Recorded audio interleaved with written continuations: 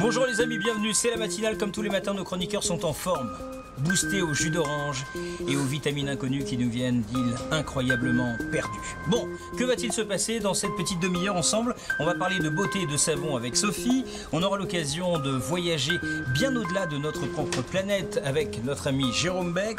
On ira faire un tour du côté du cinéma avec les sorties DVD. C'est un rendez-vous, vous le savez peut-être déjà, réservé à Junie qui est avec nous déjà. Du sport avec Olivier Jay et puis on parlera de mode également avec Christelle. Générique.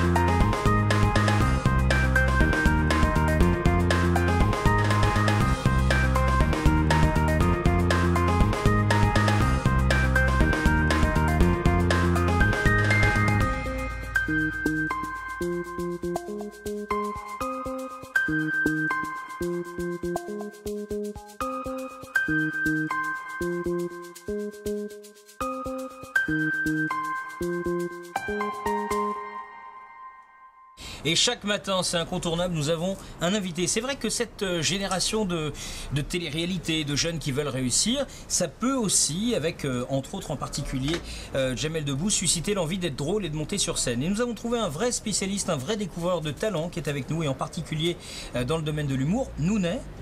Bonjour Nounet. Bonjour. C'est ça votre job, vous?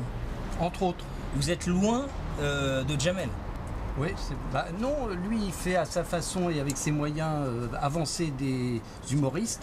Et moi, très modestement, dans mon petit coin, très discret, très lointain, je fais de même. Au Tibet, je crois. Hein. Presque. Mais en région parisienne. C'est le Tibet de la région parisienne. C'est un coin perdu, mais bon, j'y suis. Voilà, c'est ça. Vous avez une grosse formation, je dirais quand même un CV très lourd dans le domaine du théâtre classique. Et progressivement, vous êtes arrivé à l'humour jusqu'au jour où vous vous êtes dit tout ce que j'ai appris, je vais essayer de le transmettre, de conseiller des gens qui débutent, pas obligatoirement des jeunes. Non, mais tout dépend. Chaque personne arrive à un moment où il a un produit qui lui satisfait d'un côté et peut-être pas de l'autre, et qui peut toujours progresser. Et moi, j'interviens à ce moment-là pour donner les petits trucs qui pourraient faire avancer ce spectacle-là verra mieux. Quand on parle de découvreur de talent, ça veut dire que vous apportez quoi? C'est quoi? C'est de la mise en scène, du coaching, parce que ça c'est un peu à la mode, c'est quoi? Non, c'est diagnostic spectacle et conseil artistique. Ah oui, je prends le spectacle tel qu'il est, je fais une critique positive de ce qu'il est, et je dis, il manque peut-être des petites choses, et si tu rajoutais ça, si tu t'en sens capable, je vais t'aider à essayer de voir si tu en es capable, etc. Et comme ça, le spectacle s'enrichit, on enlève des petites bidouilles qui sont pas tout à fait bien là, et on rajoute des bidouilles qui font que ça s'améliore. On va voir si pendant cette émission, certains vont vouloir tenter l'expérience. Pour l'heure, on parle de beauté avec Sophie tout de suite.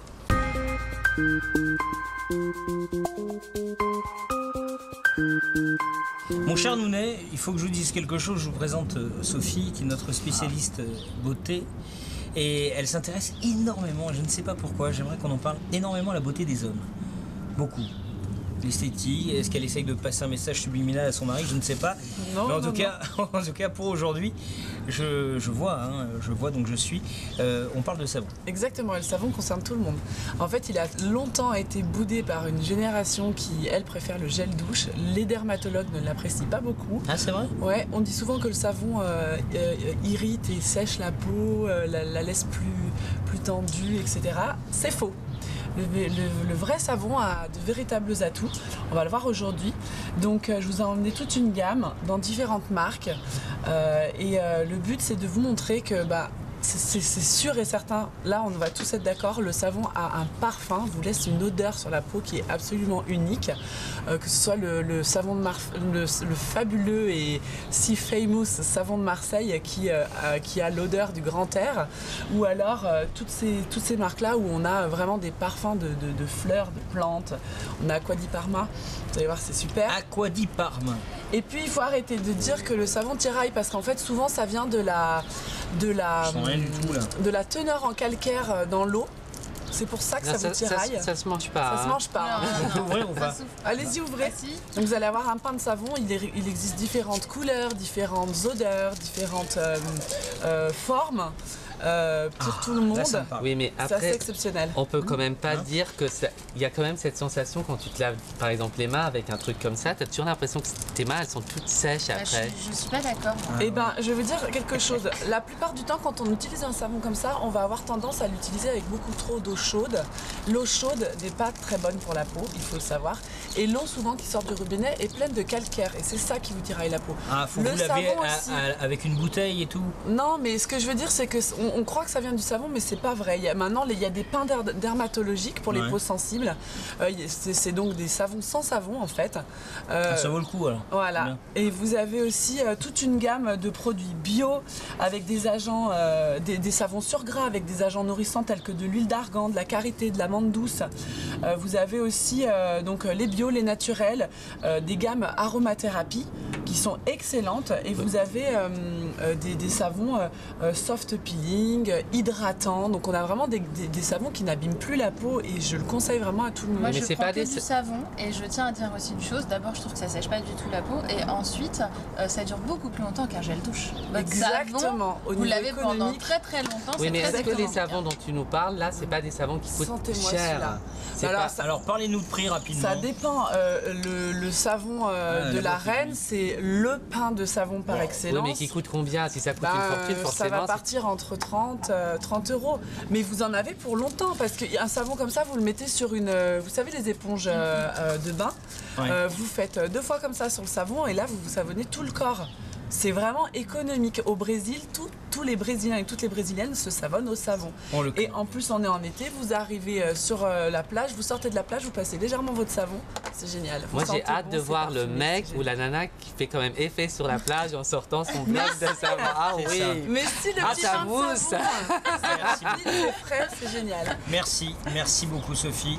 Vous l'aurez retenu. Donc vous avez dit au Brésil, tous les Brésiliens et toutes les Brésiliennes, Ouais. vous connaissez la chanson. On passe tout de suite à la chronique média signée Jérôme Beck. On se dépêche.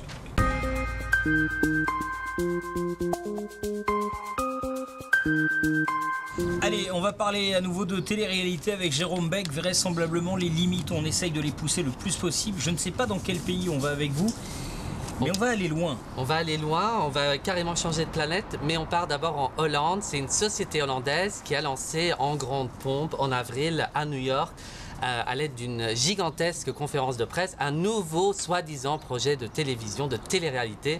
Et là, accrochez-vous, on n'est plus enfermé dans un loft ou dans une maison. On part carrément sur Mars. Non. Et ce projet se veut apparemment très sérieux. Par contre, on ne connaît ni le nom de cette société, on connaît juste le nom du projet qui s'appelle Mars One. Avant de vous donner des détails supplémentaires, je vous propose de regarder la bande-annonce de ce projet. Regardez. Mars One will establish human settlement on Mars in 2023. In that year, the first group of 4 humans will land on Mars. Every 2 years after that, another group will join the settlement. Bon, vous l'aurez compris, le voyage c'est pour 2023, donc c'est pas demain, mais le casting est en cours sur le site mars-one.com.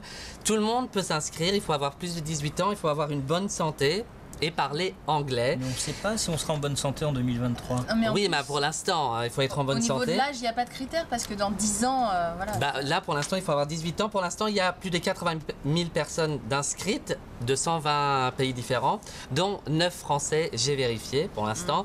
Le casting se termine fin août. Alors, il y a des zones d'ombre quand même dans ce projet. Déjà, il faut savoir qu'il n'y a qu'un aller simple de prévu. Ah non. Donc, une fois là-bas, Sympa. vous avez le mal du pays, vous ne pouvez plus rentrer. Et donc, on nous explique que cette émission est censée durer jusqu'à la fin des temps. Et là, vous allez me dire, mais qui finance tout ça? D'où vient l'argent? Oui, c'est ça. Alors, on nous explique sur le site, en fait, que vous pouvez faire des dons pour récolter quand même un projet qui va coûter des millions et des millions de dollars. Et puis, les experts sont quand même assez sceptiques parce qu'il faut quand même savoir que ces gens vont débarquer. Il y en a 24 au final qui vont partir. Ils vont débarquer sur Mars.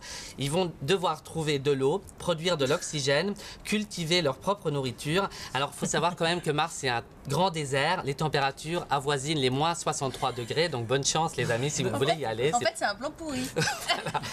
Alors, après, évidemment, dans la presse, tout le monde s'interroge aux États-Unis. Qu'est-ce qui se cache derrière cette société hollandaise? Est-ce que c'est une grande marque qui veut faire le buzz? Est-ce que c'est une chaîne de télévision? Ou peut-être un projet de télé-réalité sur Mars, mais tourné sur Terre? Ça pourrait exister, personne ne l'a jamais fait. Ouais. On ne le sait pas pour l'instant, mais en tout cas, jusqu'à fin août, vous pouvez vous inscrire. Et pourquoi vous ne le faites pas, vous? Ben parce que moi, je veux revenir après. Ah, vous voulez revenir? Qu'est-ce que vous en pensez? Il faut partir quand on est très vieux, qu'on n'a pas envie d'être pris en charge par la médecine locale. J'ai oublié. Il faut être en bonne santé, il disait, donc ça marche pas. Ouais. J'ai oublié le voyage de la Terre jusqu'à Mars, ça dure déjà 7 mois. Donc pendant 7 mois dans une fusée, moi je me fais chier, hein, je vous le dis tout de suite. Enfin, je pense qu'il y aura des toilettes dans la fusée. Les amis, on enchaîne, on parle de cinéma avec Junie. Merci beaucoup, Jérôme.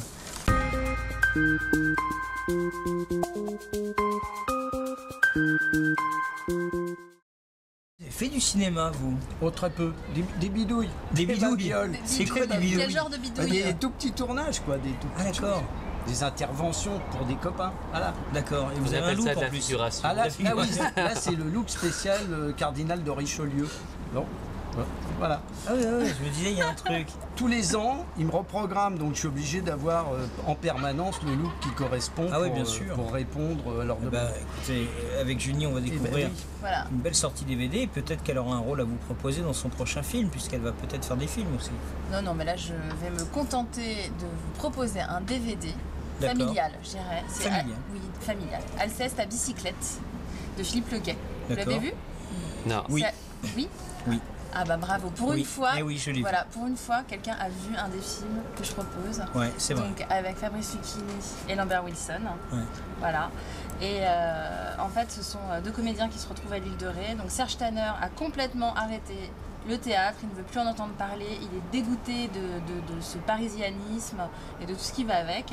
Et donc son ami Gauthier Valence vient le chercher pour monter le Misanthrope. Il faut savoir que Gauthier Valence, c'est un acteur qui joue plutôt dans des séries télévisées grand public. Donc normalement on fait pas trop du théâtre, le Misanthrope, tout ça. Et il essaye de convaincre son ami de revenir. Et en effet, si son ami revenait, ça serait un petit peu une garantie parce que lui c'était un grand acteur de théâtre. Sauf que forcément Lucchini ne veut pas.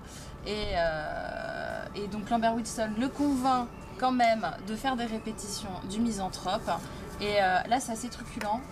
Entre les deux hommes parce qu'on les voit jouer, donc forcément tous les deux sont de grands acteurs, donc c'est les moments phares du film. Enfin voilà, pour moi c'est toutes ces scènes de théâtre, voilà. Et sinon l'histoire en elle-même, c'est un peu facile le scénario, mais toutes les scènes de théâtre de Lucchini et de Lambert Wilson, voilà, on se régale. C'est surtout une performance d'acteur. Voilà, c'est ça, c'est ça. Vous êtes d'accord avec moi? Tous les deux, ils sont vraiment super. Mais après le scénario, bon, mais le dimanche, on regarde ça, on regarde les acteurs, on se laisse porter par. Et puis bon, c'est Molière quand même. Et c'est Lucchini surtout. Moi, c'est Lucchini qui m'a motivé. Ouais, mais Molière aussi quand même. Je connais pas personnellement. Ah là là. Bon, allez, on regarde la bande-annonce, hein. J'ai beaucoup pensé à toi récemment. Je passais dans le coin, alors je me suis dit que j'allais dire bonjour à mon ami Serge. Ça n'a rien à voir avec le métier, j'espère. Un peu quand même, si. J'ai plus envie de jouer, c'est fini. Ça fait des années que je suis pas monté sur les planches. Attends que je te dise le nom de la pièce. Mais j'ai pas envie de connaître le nom de cette pièce. Le Misanthrope. Alors voilà ce que je te propose. Pile, je fais Alceste. Face, c'est toi qui le fais. Et s'il faut par hasard qu'un ami vous trahisse, que pour avoir vos biens, on dresse un artifice, ou qu'on tâche. Excuse-moi. Verrez-vous tout cela sans vous mettre en courroux? Et s'il faut par hasard qu'un ami vous trahisse, que pour... Putain, mais c'est infernal, ton truc! Portable sur Molière, maintenant. Vous savez, ma nièce, Zoé, elle veut être actrice. C'est magnifique, la vocation. Ce qu'elle veut faire, c'est actrice dans les films X. Elle m'a dit textuellement une double peinée à 8h du matin, c'est pas évident. Excusez-moi, mais vous savez que Gauthier est un acteur très très connu en France. Il faut que je vous dise, je n'aime pas les acteurs. Je les trouve des narcisses. Qu'est-ce qui vous dit que... Si, elle a un peu raison. Toi, tu es très narcissique. Il faut fléchir autant sans obstination. Et c'est une... C'est pas ça du tout. Alors, c'est obstination, perfection. Préparation, masturbation, tout ce que tu veux. Mais tu me laisses dire le texte comme je l'entends moi. Quand on joue du classique, on respecte les vers. Voilà. Quand on partait de bon matin, quand on partait sur les chemins, à bicyclette. On dirait que ça vous ravit de l'avoir blessé. Un peu. On était tous amoureux. Ça fait 5 jours que tu joues avec moi, mais maintenant c'est terminé. Tu n'as aucune intention de jouer ce spectacle. La seule chose qui t'intéresse, c'est le petit pouvoir que tu as sur les gens. Du Lucchini le matin, comme ça donne le sourire et de l'énergie. Moi, C'est vraiment, sympa. je suis fan. Ouais, Bravo, petit merci. film très sympa. C'est très frais. Très frais, voilà, on rigole. Vous avez vu, il y a une petite histoire d'amour avec une Italienne. Les deux vont se batailler pour la voir. Une italienne, là, vous voulez dire une répétition? Non, mais moi, vous me demandez, pas de problème. Non, mais on voit Lucchini chanter en italien parce que comme il est amoureux, elle se met, elle, à chanter d'abord dans sa voiture et il la suit et c'est un grand moment. On rigole. Vous aimez tout ce qui est romantique, vous, hein? Je suis plutôt romantique, mais j'aime Lucchini qui me fait rire, et là c'est le cas dans ce film, donc allez acheter le DVD. À bon escient, vous vous moquez pas de Lucchini? Non, pas du tout, j'aime vraiment Lucchini. D'accord. Et d'ailleurs, Lucchini qui dit du Molière, c'est très bon. Bien. Hein. Ouais. Ah. Ouais. Nounet, Oui. votre cas, Nounet. J'aimerais qu'on fasse un petit état des lieux de l'humour actuellement, parce que c'est vrai que c'est un peu comme dans la musique, on connaît plein de groupes, etc., mais on ignore souvent qu'il y a un énorme vivier, que ce soit du côté de la musique, mais aussi du côté de l'humour. Il y a la fameuse radio spécialiste du rire, qui aurait tendance, c'est vrai, et ça c'est un reproche, et je le prends à mon compte, de passer souvent les mêmes, très peu de nouveaux talents. Il y a un vrai grand vivier d'humoristes à travers la France et qui réussissent, sans qu'on les connaisse obligatoirement sur le plan national. Et oui, et c'est ça, découvrir des gens qui ont mis au point un spectacle, qui ont amené à maturité leurs compétences dessus et qui arrivent à le jouer dans des salles discrètes, on va dire, mais qui tournent toute l'année. Et ça, c'est très intéressant. Il y a de très beaux spectacles qu'on ne verra jamais à la télé. Ce ne sont pas des produits télévisuels. Après, il y a des humoristes locaux. Serge Papagali, qui est un Dauphinois. Vous connaissez Serge Papagali, qui est un Dauphinois, que les gens connaissent pour l'avoir vu dans Kaamelott, qui fait un carton dans la région de Grenoble et qui est capable de remplir une semaine entière une salle de 500 places. Donc c'est de ces gens-là dont vous parlez, mais il y a aussi des gens avec un peu moins de possibilités de se produire dans les grandes salles, mais qui ont du talent et du public. Ce qui fait que pendant 15 ans, j'ai programmé des spectacles, 2 spectacles par soirée, enfin 2 portions de spectacles par soirée, et les gens étaient ravis. Moi, je les ai découverts, j'ai vu souvent ces spectacles évoluer sur pas mal d'années, ce qui m'a permis d'avoir un petit œil un peu plus pointu sur les choses de l'humour et ses petites finesses. Je crois que vous aviez une question, Junie. Oui, j'ai une question parce que je me demandais si on arrivait à vivre de ce métier, enfin à part bien sûr quand on est une grosse star, mais tous les petits comédiens comme ça. Il y a ceux qui ont un métier à côté, qui ont cette passion et qui ne la lâchent pas, on les voit revenir tous les 5 ans avec un spectacle, et il y en a d'autres qui arrivent à se débrouiller avec l'intermittence du spectacle. D'accord. Voilà. Mais ça demande à courir le cachet beaucoup. C'est pas facile. C'est pas facile. Et puis c'est toujours, on n'est pas connu, donc les gens qui programment ne sont pas sûrs que la salle soit remplie. L'artiste est payé en fonction du remplissage de la salle, donc c'est compliqué. Est-ce que c'est pas un peu plus, enfin c'est peut-être plus facile de nos jours de se faire connaître parce qu'il y a toute une jeune génération d'humoristes qui font le buzz sur Internet, ceux qui connaissent les nouvelles technologies et qui s'en servent très bien. Il y a cette formidable émission qui s'appelle On ne demande qu'à en rire sur France 2. Ça me fait penser à l'époque, il y avait le petit théâtre de Bouvard, qui était quand même... il y a la classe. Plein de grandes stars qui sont sorties de là. Donc on voit la nouvelle génération qui sort de l'émission de Ruquier qui commence à être très connue quand même. Il y a Arnaud de Samer, par exemple, qui remplit quand même bien les salles. Il y en a d'autres. Olivier de Benoît, plein d'autres. Est-ce qu'on ne peut pas penser que finalement c'est ça la nouvelle génération qui arrive? On parle toujours des anciens, mais là c'est peut-être Là, si on parle de gens connus et qui ont un grand auditoire, effectivement, des émissions comme ça permettent d'en révéler 4-5 qui vont durer. Voilà. Comment réussir? Ça, c'est une vraie question. Je vous la poserai tout à l'heure. En attendant, merci beaucoup, Jérôme. Merci, Junie. Vont prendre vos places dans quelques instants. Olivier pour le sport et également Christelle pour la mode. À tout de suite.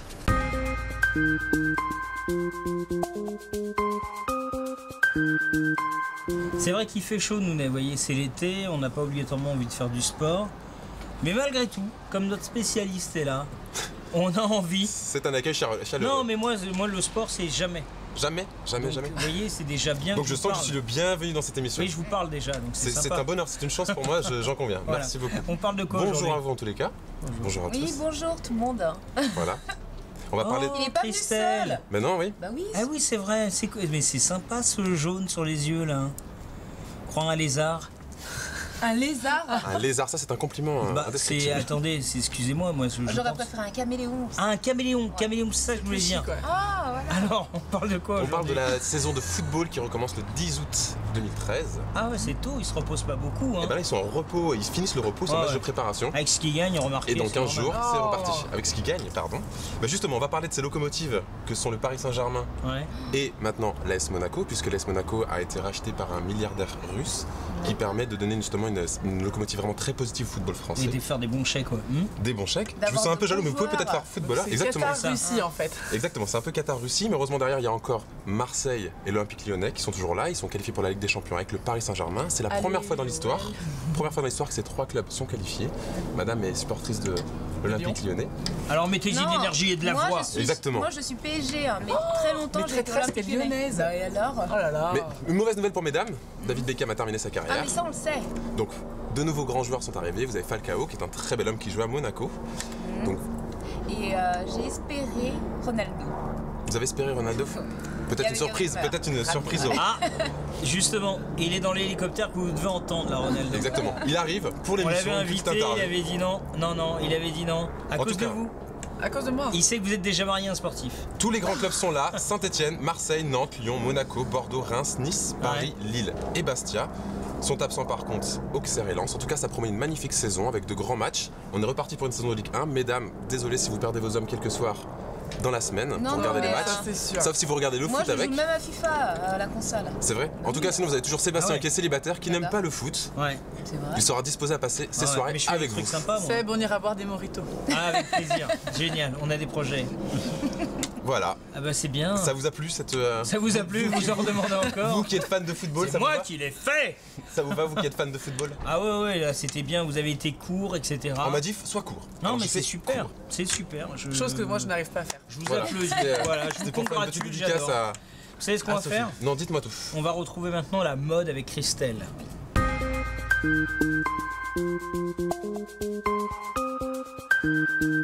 Mon cher Nounet, regardez ce maquillage là. Qui vous a fait ça? Ah, c'est Nico. Nicolas, il est là, Nicolas? Ah, voilà. Ah, Nico. C'est Nicolas. Mettez-vous au milieu, Nicolas. Alors, bravo, parce que nous, on est fans. Regardez bien votre caméra, s'il vous plaît, Christelle. Nous, on est sur Ligue 1. Hein. Vous êtes inspiré sur quoi? J'ai voulu faire une petite mise en valeur de ses yeux, mettre un peu de doré, ça va bien sur les peaux noires et métisses. Ah, c'est vrai que vous êtes noir et métisse? Ouais. Ça se voyait pas, mais... Non, mais grâce avec le jaune. Ah ouais, ça se voit. Grâce avec le jaune. Ouais, mais là, c'est la dernière de la saison. C'est la dernière de la saison. Au niveau du vocabulaire, vous mettez les trucs et puis voilà. Un peu au hasard. Super, Nicolas. Voilà. On voulait vous féliciter. Merci beaucoup. Voilà. Merci. Et on voulait aussi féliciter notre ami Benoît, qui est Benoît, qui est avec nous depuis le début de l'aventure et qui n'est pas là aujourd'hui, que vous remplacez. Coiffeur et maquillage. Qui est aussi coiffeur et maquilleur. Merci beaucoup, Nicolas. Comme ça, on vous a vu. Et on salue votre famille. Parce qu'on a toujours envie de remercier sa maman et son père. Il est temps que la saison se finisse, voilà. surtout pour vous, Sébastien, je sens. Alors, qu'est-ce qu'on fait avec vous? Alors, avec moi aujourd'hui, je vais vous faire un petit topo sur le vocabulaire de la mode homme et je vais vous donner en même temps la petite tenue décontracte à avoir le dimanche après-midi vers 5h pour aller manger une glace, une petite gaufrette en famille ou entre amis. Une petite gaufrette, ça c'est les mannequins, ils mangent pas des gaufres, non, ils mangent des gaufrettes parce que sinon ça fait grossir. Bon, alors, on va commencer par ça, c'est le chino. Le chino. Alors, ça vous parle? Le chino. Sébastien va dire un petit chinois, mais... Non, pas du tout. Non, c'est un pantalon. Oui, bravo. C'est un pantalon? Oui. Ah, quand on a la bonne réponse, on a une feuille jaune. Mais c'est un pantalon spécifique, plutôt léger, justement facile à porter, qui va presque à tout le monde. C'est une coupe très c'est une coupe superbe qui a connu justement un fort succès il y a 2 ans. Mais c'est large? Aujourd'hui, non, c'est justement c'est droit.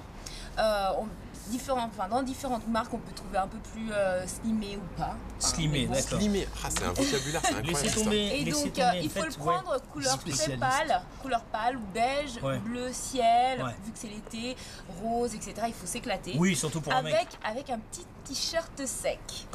D'accord, donc le t-shirt sec plus le chino. Voilà. Maman, est-ce que mes t-shirts sont secs? Alors un t-shirt sec, c'est justement ces t-shirts-là, très fins, limite transparents près du corps. Non. Et voilà, pour l'été, c'est très bon. Vous voulez dire que ça, c'est le nom d'un t-shirt, c'est son truc, c'est son style. Voilà, c'est son style. On appelle ça un t-shirt sec. Oui. On n'a que ça à faire. Bah oui. Et ensuite, ou sinon, vous avez le choix avec un t-shirt col tunisien. Donc les cols tunisiens, c'est les petits boutons, vous savez. Ah oui, alors ça, je vois. Vous voyez ou pas? C'est le t-shirt qui a des petits boutons comme ça, avec une porte marocaine. Mais à la base, ça vient de là. À la base, il faut montrer à la caméra. C'est ça, il faudrait des petits boutons. Il faut montrer à la caméra. À la base, ça vient de là, mais avec les 3 petits boutons. Là, je savais. Ensuite, on va porter du nubuck. Du nubuck. Pardon. Qu'est-ce que le nubuck? Alors, c'est le cuir retourné. Ouais. Et on va le porter, justement, on va retrousser notre petit chino pour mettre des petits mocassins ou des chaussures bateau pour se la raconter. Des chaussures bateau, c'est des chaussures simples. Donc le nubuck plus le chino. Et là, vous serez complètement hype. Ouais, ça veut dire quoi, hype? Tendance, swag, je sais pas. Ouais, c'est synonyme encore. Hype. Fashion. Cool. Moi j'aurais dit tendance. Sexy hot. Ouais, c'est plein de choses.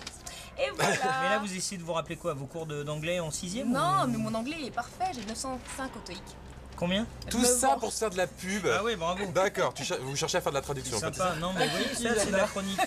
Voilà, c'est de la feuille jaune. Ah, c'était ça que vous demandiez en réunion pour préparer l'émission. Il me faut des feuilles visibles. Voilà. Vous voyez, ça, c'est de la feuille visible, les amis. Super, allez, c'est pour vous. Ah, je n'en ferai rien, c'est pour vous, c'est vous le patron de l'émission. C'est vrai? Ah là là. Les chaussures bateau, ça permet de garder le t-shirt sec. Ah, oh joli! Eh oui. Pas mal. Eh oui, messieurs, dames, ça c'est du talent, bravo. Je suis fan. Nounet. Parce que moi j'avais cherché un truc sur la chaussure bateau, j'ai laissé tomber. Parce que j'ai pas votre niveau en fait. C'est pour ça. Bon les amis, vous ressentez un petit relâchement, pourquoi? Parce que nous sommes émus, nous allons nous quitter jusqu'à la rentrée. Et alors là, si on devait écouter tout le monde, il faudrait remercier le facteur qui nous a permis de recevoir nos contrats, nos chèques, la comptabilité, nos mamans. On remercie la direction de la chaîne, même ceux qui ne dirigent pas la chaîne. On remercie également France Diversité Média. On remercie toutes les équipes techniques qui ont permis de faire cette émission. Et il y a beaucoup de filles. Et elles ont beaucoup plus de courage que les garçons. Et comme ça, Sébastien essaie avec fout toutes le bordel dans les équipes. Merci aux maquilleurs, merci aux coiffeuses, merci bien sûr à tous les chroniqueurs de cette matinale. Et vous pouvez continuer à nous suivre tout l'été sur notre site internet www.bdmtv.eu et sur notre page Facebook, bien évidemment. On ne change pas une équipe qui gagne, on finit cette émission avec le live signé Cédric Nadeau et on vous donne donc rendez-vous à la rentrée prochaine. À très vite. Bye bye. Bye bye. Cascole ton racine, baba, qu'on vaza et tu es autre mémoire.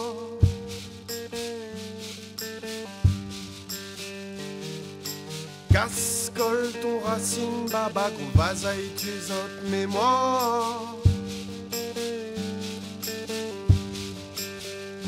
Laisse pas raciste, casse ton liberté. À soir, mi ve nous de cabaret roulant.